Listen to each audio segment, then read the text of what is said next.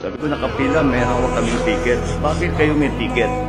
Kasi yung binibigay ng barangay captain, kung wala kaming ticket, hindi kami magbibigay, hindi kami bibigyan ng relief goods.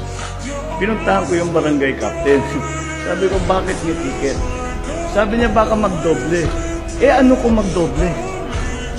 Bigay nyo na rin lahat. Just give everything. Hindi iyayaman ba yung tao na meron nakadoble siya na food pack? Hindi yayaman. It just means he will eat, the family will eat for another 2 days, 3 days. So, wag na natin masyadong intindihin yung bureaucracy.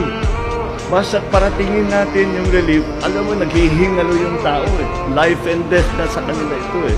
So wag na tayo mag-antay na may ticket, wag na tayo mag-antay na puntahan na lang natin, basta ibigay natin. Kung hindi magamit, dalhin natin sa ibang lugar.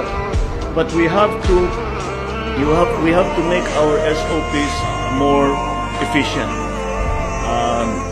The LGUs have a bit of an advantage sila sa inyo dahil matagal na nilang ginagawa.